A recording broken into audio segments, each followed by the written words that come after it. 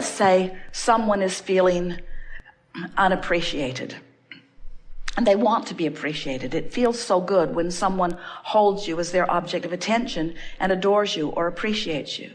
But they're not feeling that. They're seeing others get it, but they're not feeling it. They sort of have their tail between their legs, and things aren't going that well for them, and they're feeling sort of down and out, and like things are unfair, and people aren't treating them like they want to be treated, and on it goes. And so this person is wanting to know from us, how can I be more appreciated? And our answer is always the same.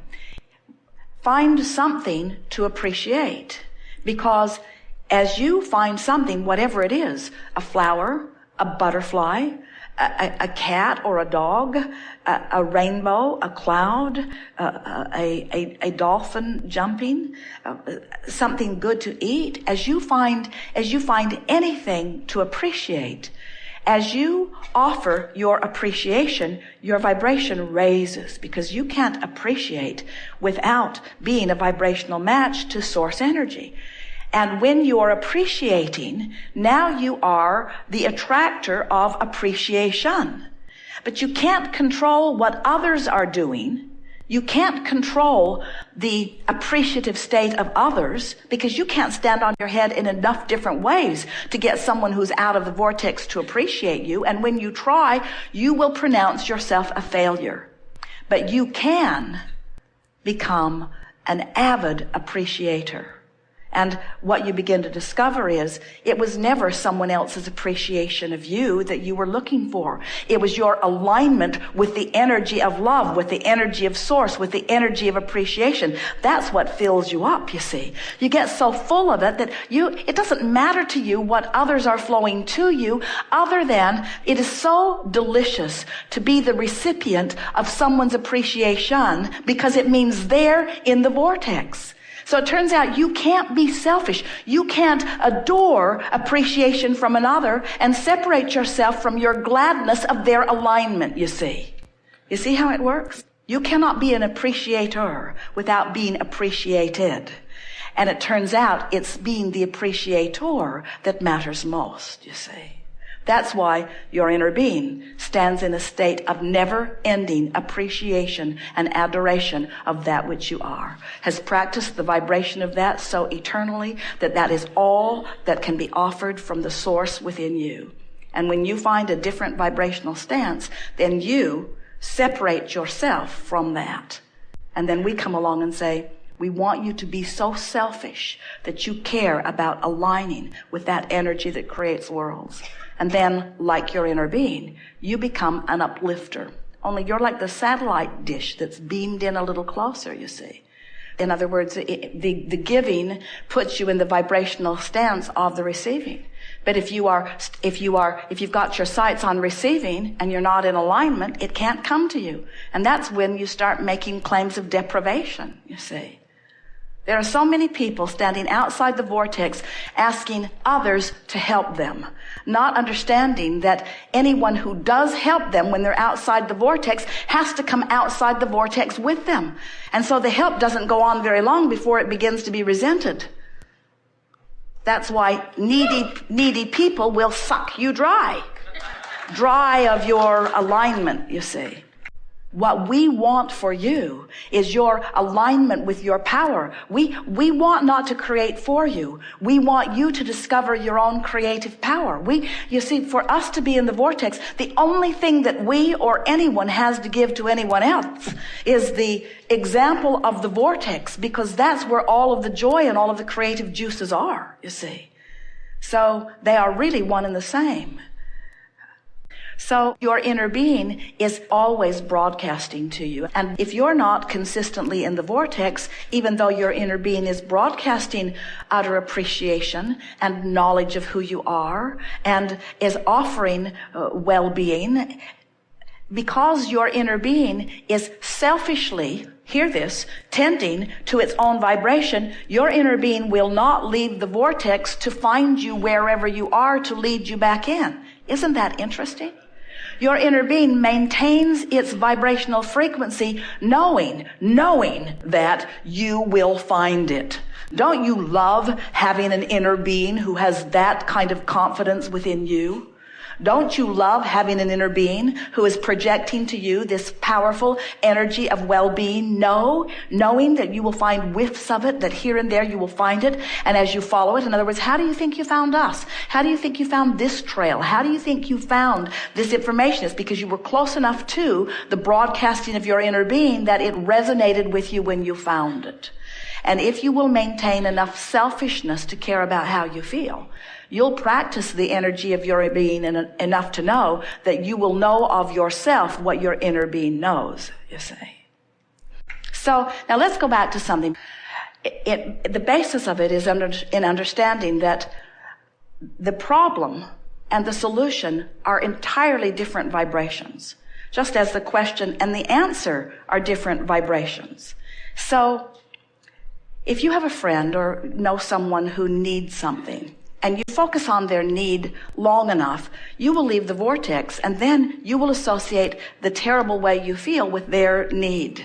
And in time, your friendship will disintegrate because you will incorrectly associate the way you feel with their plight.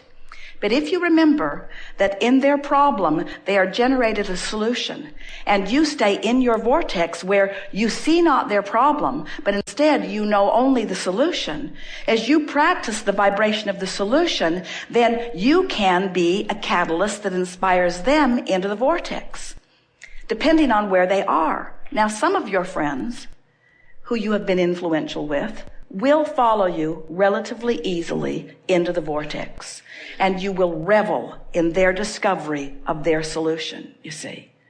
But some of your friends will stubbornly defend their rightfulness and will argue so powerfully and profoundly and chronically for their own limitations that for you to engage with them, you will have to leave the vortex. You will have to introduce the same resistance into your frequency that they've got going on, even to communicate with them at all. So that's where this giving and receiving conversation gets a little dicey, and it's the reason that people are concerned about selfishness. In other words, there are a whole horde of people outside the vortex who really believe that your gift is not of value to them unless you sacrifice in some way. In other words, if it's not painful for you to give to them, then your gift isn't validated by them. Have you ever had that experience? And the thing that's tricky is, if you manage to get outside the vortex in order to give your gift, then it's not very long before you're hightailing it back into the vortex, because you can feel your very life is being sucked away from you, you see. So here's the dicey part. If you stay in your vortex, truly aligned with their solution, when they are unable to see their solution, they'll call you selfish. Because they know not. They cannot understand that in your selfishness that you are holding them in their highest good, and that it is the best thing that you can do to call them forward also, you see. So then, but if you stick to it and you maintain your frequency of it, then the universe will bring them to you at times when they can hear you best. And as you begin to revel in their solutions consistently, in time, they will begin to hear it. They will begin to recognize the validity of what you speak. In other words, let's say you're in the vortex and they're not, and this person is saying, you don't love me. You won't even call me. You don't give me your attention anymore. You don't bring me flowers anymore. You don't do what you used to do. And from inside the vortex and from outside the vortex, you would get defensive. And you would say, well, you're not fun to be with, and and it just gets worse. But from inside the vortex, you would say, oh, there are so many things about you that I love, and I think about them all the time. In fact, I make lists of your positive aspects. I adore the power with which you live life. I adore the deliberateness with which you intend. I feel the fire in you, and I know the power of your wanting, and I take such pleasure in my understanding that wonderful things are coming to you. I practice every day my positive expectation of the outcome that you're seeking, and I know with everything that I am that a good life is coming to you because there is no one I've ever known that deserves it more. In other words, when you're in the vortex and you allow law of attraction to bring them to your vicinity and you selfishly deliver to them your version of who they really are, now you have a possibility of uplifting them into the vortex. But you will never, ever, ever be satisfied, not one time ever, if you allow them to talk you out of the vortex where you're dealing with them on their terms. And so if we were standing in your physical shoes, we would give up the word selfish and we would replace it with the word aligned. We would give up the word selfish and we would replace it with the word empowered. We would give up the word selfish and we would replace it with the word all that I am, with the whole of who I am, with the vortex of who I am. If you would add the word true selfish. I'm truly selfish. But the peanut gallery, and we love them dearly, is not ready to hear that from you. They just want you to give them the money. Or they just want you to give them the relief that they're looking for right now. And what you have to decide is, I am not willing to give them short-term relief and sacrifice my position in my vortex. I am after their long-term relief. I'm after their long-term relief. Jerry said for years, Abraham, what's in this for you? What do you want? And we explained in many different ways that we are teachers of energy and alignment. But what we are really teachers of is allowing. We are teaching you to allow yourself the fullness of all that you've become. Because we know that all of your pleasure and all of your love and all of your joy and all of your satisfaction and all of your appreciation and all of your zest for life and all of your clarity and all of your friskiness comes from your alignment with the fullness of who you are. And nothing else even comes close to satisfying it. So there are a lot of people that try to fill that gap with stuff. They buy one more thing and bring it home, or eat something, or snort something, or shoot something, or drink something. In other words, they want relief from resistance. But we know that you want far more than relief from resistance. You want the fullness, the full embracing of the fullness of who you are. You are creators with the power to create worlds flowing through you, you see. And nothing less than that will ever be satisfying for you.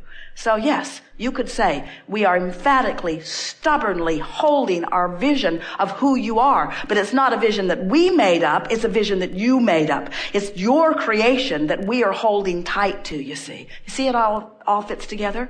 You were source energy before you came into this physical body, and only a small part of you came and focused here. The larger part of you still exists in this vortex. As you explore the contrast, knowing what you don't want, knowing what you do want, you launch these rockets, which your inner being, and that's where we stand. We stand inside this vortex, holding steady the vibrational stance of all that you've asked for as you incrementally increase your vortex, as the capacity of who you are continues to increase. We hold steady to that vision. We hold steady to that vision, knowing with everything that we are that you will return to the vortex. And we know it for sure because when you croak, you have no choice, because when you withdraw your consciousness from things that are bothering you, you reemerge into the wholeness of who you really are, and we revel. So why are we playing this game with you now? Because you came forth in this life experience to know the fullness of who you are, to selfishly express this energy that creates worlds. You are not humans who are inferior to that which is source, trying to catch up. You are extensions of that which is source. And so your discovery is our discovery. Your pleasure is our pleasure. Your knowing what you want is our knowing what we want, you see. There is no you getting yours without us getting ours. It can't happen. Selfish. Working out real well.